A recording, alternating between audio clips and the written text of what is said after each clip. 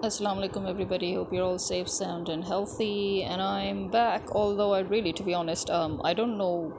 On the political front, I've got nothing much to say. Although there is a lot happening, but I'm just waiting for something worth mentioning. Like some sort of a climax, some sort of a turning point. At the moment, it's just things escalating. For example, we've got Imran Khan, who is constantly displaying his power amongst the people, despite the fact that he's being banned and censored. But as we know, nobody can ban or censor social media. And then on the other side, we've got the government that is hands down rigging. I mean, the elections haven't even begun, but they know they can't escape the elections because the meeting of the IMF representatives with Imran Khan was basically to ensure that the election process does not get tampered with, as in that the elections actually take place. It is with that understanding that the deal, you can say, with the IMF has been signed. And obviously it is us, we the people, who have to bear the brunt of it all, with escalation in utility bills, hike in taxes. So it's as usual. We're supposed to pay for the stupidity of the government. We're supposed to pay for the incompetence of the government.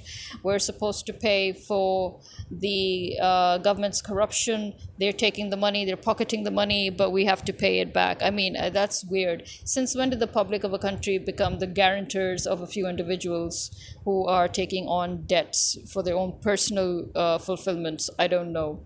But in any case, because once again we've been dragged to the IMF against our will, thanks to the fifth columnists that are right now in our government presiding over us, we have no choice but to sign this deal with the IMF. But the IMF has somehow shown you could say, some sort of some fraction of consciousness and conscience, by admitting and acknowledging the importance and existence of Imran Khan, because as I said, technically his party is still part of the government, like it or not, even if it's in the face of opposition. And then on the other side, we've got Israel, which the government basically got backlashed, or literally I would say that the government got smacked in the face by Israel.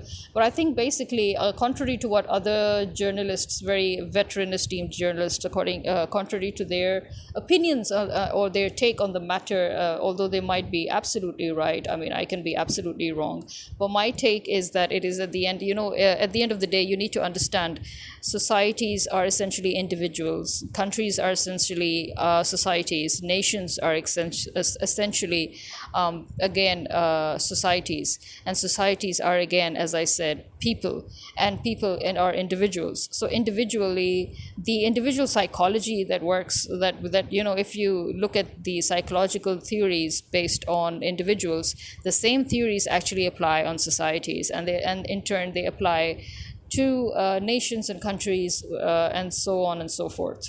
So I would say that at the end of the day, the root cause behind it all was, I think, that was just Israel reminding the fifth columnists of their hypocrisy by basically reminding them their place, by telling them that, do not forget who you're working for. You're basically working for us, so you have no right to create this hypocritical policy. I mean, if this policy coming out of the mouth of Imran Khan would actually be more suited and would make more sense, but coming out of your mouths, I mean, we know that you're trying to, gain favor amongst your public by by criticizing us, but at the end of the day, you are our dogs. Remember your place. I mean, I think this is basically what Israel was trying to tell the government of Pakistan, that after all, we are the ones who put you there. We put you there in order to destroy the country. We put you there so that you should have to accept Israel, because Imran Khan or any legit government of Pakistan has not accepted Israel. It goes against Pakistan's constitutional policy. And as we know, they've been illegally trying to make constitutional reforms. They've taken loans from Saudi, which again, if you remember, when we had our own legit government, Imran Khan had refused to accept Israel because we are obviously we are standing on the side of Palestine. But this government now, taking that money from Saudi is basically a growing concern, because that means that, like how Saudi was pressured into accepting Israel, and at the end it cost Saudi its peace, because then we suddenly had blown up terrorist activities in Saudi since it accepted Israel, and that is obviously because of the infiltration of the Israelis. And so, the Pakistani government, the illegal government, the US imposed government on Pakistan, the US imported government of Pakistan, basically their mission, their duty is to, one way or the other, get us to accept Israel as a country, which obviously will go against the people. And so they were sort of preparing ground. I think the government thought that they could just, prepare a farcical ground by creating this whole farce, this drama, this charade of criticizing Israel. But Israel did not take it too kindly. They decided that it was better to not let it go, because remember, Israel has never commented on Pakistan or never criticized Pakistan or even dared to talk to Pakistan no matter what before, because it was sort of a fine line that everybody knew that Israel had to stay on their end of the line and that they couldn't cross it. But this time they happily crossed it. Why? Because obviously they were talking to their own minions, and so they were basically smacking their hunting dogs, telling them that know your place. No need to get too big for your boots here. You're still under us, and this is not a joke that we would ignore, or so I think that is basically it at the end of the day.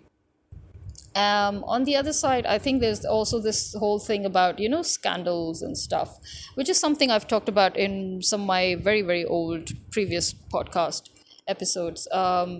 When it comes to celebrities, people, whoever coined this expression or this sentence, that because they're celebrities, they're public properties, and so the public has the right to scrutiny their lives. No, I'm sorry, that's not how it works. And whoever coined it should have been smacked and not appreciated, because my take on this is that when we like somebody, we like them basically for the work they're doing.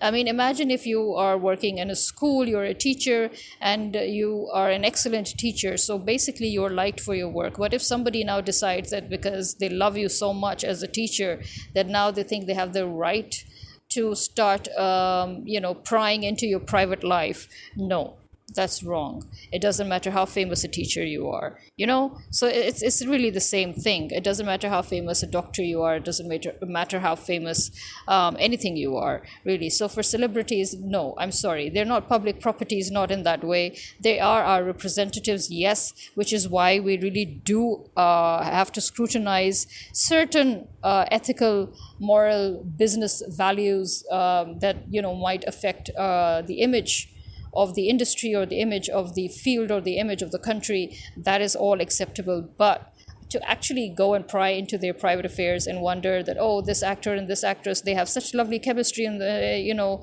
in the drama that they're doing or in the film that they're making, so they probably are going out in real life. Listen, who cares? I at least don't care. I don't care if they're marrying 3-4 times. I don't care if they're having a date.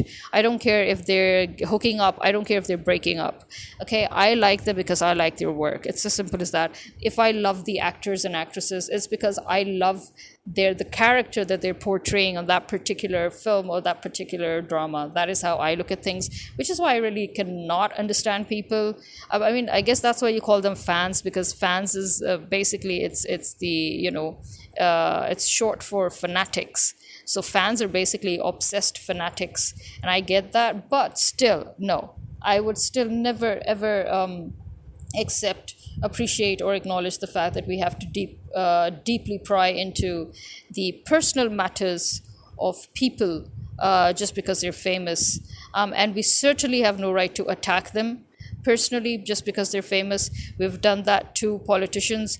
Politicians have done that. Actually, that I guess one of the reasons why Nawaz Sharif is most hated, and why his daughter Maryam Nawaz is absolutely loathed and abhorred all over the Pakistani community, all over the world, is simply because that is exactly what they do. They malign, they slander, and they always attack the females of their rivals. When Benazir was their rival, they attacked Benazir, they slandered her, they maligned her. They literally slandered her character. They assassinated her character. And then on the other side, they did that to Imran Khan, and then they did that to Jemima, his first wife. Then they did, and she was obliged to let go, and they were obliged to break up at the end of the day because of Nawaz Sharif's antics. And then again, when Imran Khan's married again, they're now attacking his second wife. Yeah, technically his third wife. But anyway, the point is that you cannot be allowed to attack females like that. But that shows what category they belong to. That shows what socioeconomic strata they come from. It doesn't matter how much money they make now, but their mind is still in the gutter that they come from. It is absolutely shameful, and the fact that these people, whenever they come, they just lower the standards, and they degrade. They practically they're like degenerates, really, and they regress the society towards degeneration. And I think that is just too much now. I think nobody has the right to personally attack any celebrity, as we know of the K-pop scandals recently that have been coming up, especially since last year, and in 2021 as well. And listen, I as I said, if you like somebody, you like them because of the appearance they're putting on, because of the show they're putting on, because of the work they're doing. I mean, that is why I like them. I don't like them for, it's not, I'm not interested in their personal lives. I'm interested in the work that they're showcasing, right? It's as simple as that. Simply put, I think it would be put in this way, that if you want to scrutinize politicians, that is acceptable, yes, because politicians are integrally our representatives, and they are under us, they're working for us, and so they have to maintain an image, and they have to maintain certain moral values, because they're representing those moral values of our society. So yes, but when it comes to people like singers, musicians, creative artists, performing artists, actors, writers, any other celebrities. Yeah, I'm sorry. I'm just interested in the work they do. I'm interested in the performance that they're showcasing. I'm not at all interested in who's going out with whom, who's breaking up with whom. I'm sorry, but I don't have that much time on my hands, very frankly speaking. I think that if you really get down to the bottom of it, it is absolutely wrong, and there is no justification for prying into their personal internal lives, as long as they are not committing an act that, as I said, would really impact others in a negative way. For example, hurting others, or stuff like doing something that is illegal or criminal in nature that can end up again hurting others, like driving under influence, or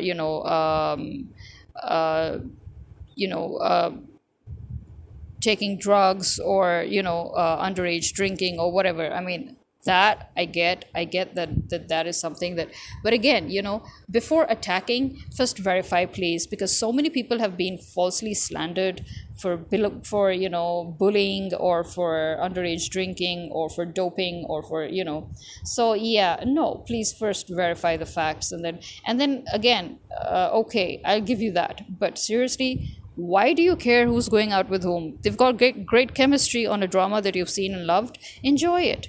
That is what they're there to do. They were there to create that chemistry. Without that chemistry, you wouldn't have enjoyed the drama in the first place. So if they've created the chemistry, if you've seen that chemistry, it means they've done their job. It means they've done a perfect job. Kudos to them. Move on to the next one, please.